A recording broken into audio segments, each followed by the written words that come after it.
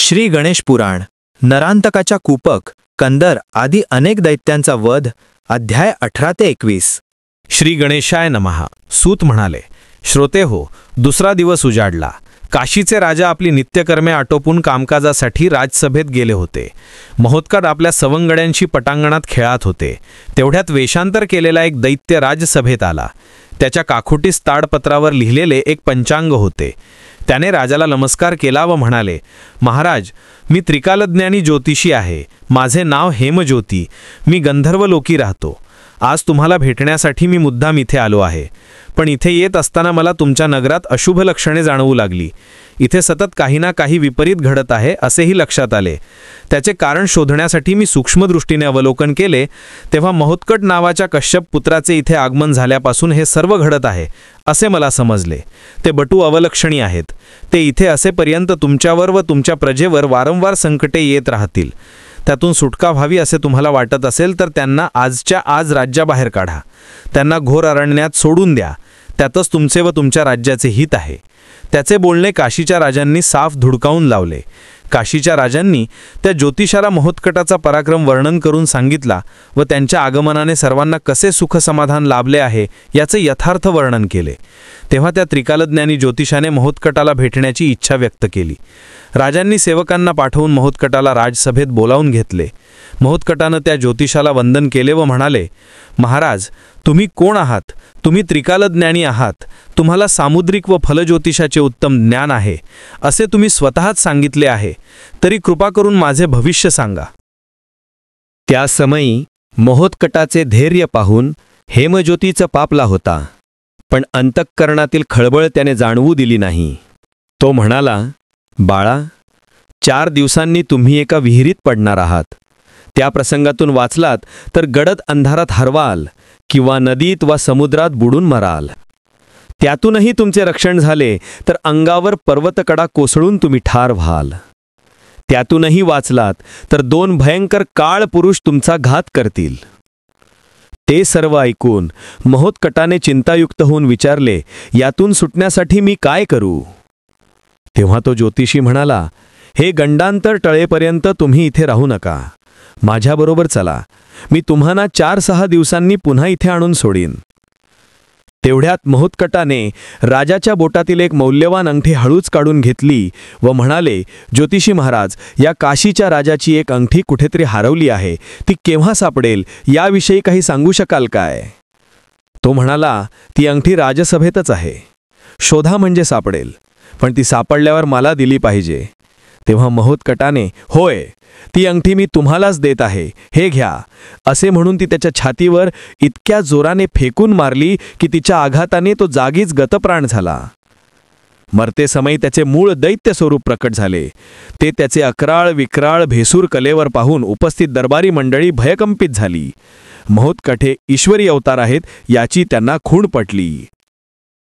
ज्योतिषी म्हणून गेलेल्या दैत्याला महोत्कटाने ठार मारले हे वृत्त कळताच नरांतकाला संतापनावर झाला।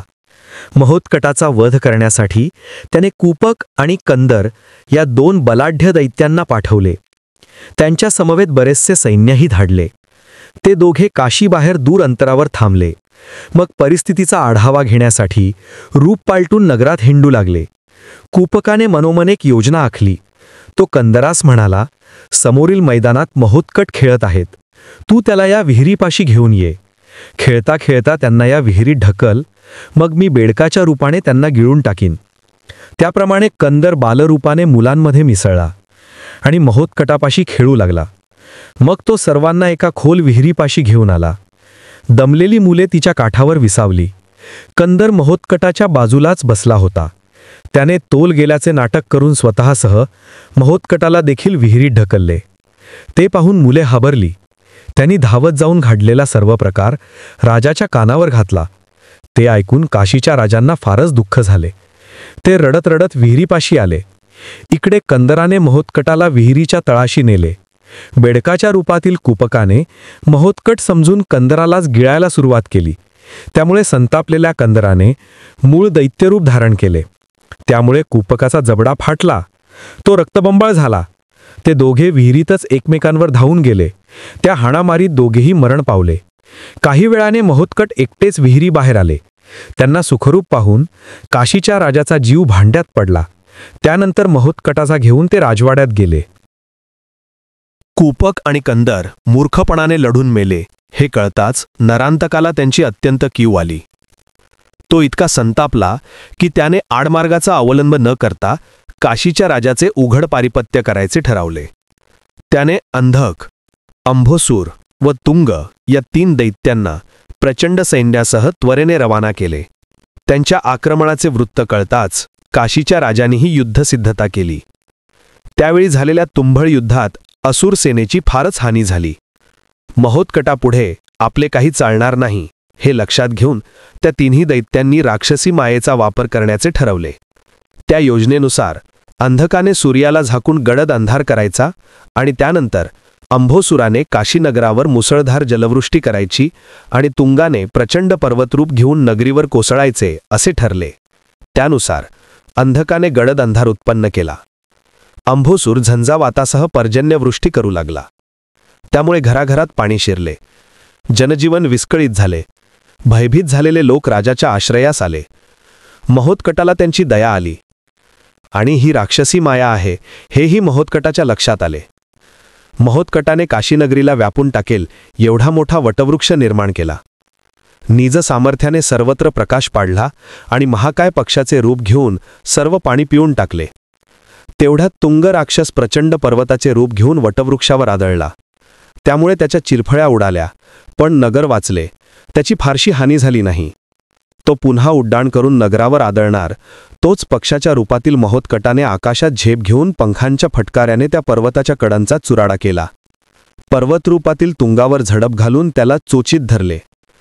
मग अंधक आणि अंभोसुराला एकेका पंजात धरून उंच उड्डाण केले आणि तिघांनाही खाली टाकले.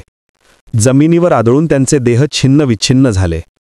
अंभोसुराचे मस्तक धडावेगळे होऊन नरांतकाच्या नगरात जाऊन पडले. त्या मस्तकाला कवटाळून त्याच्या मातेने खूप शोक केला.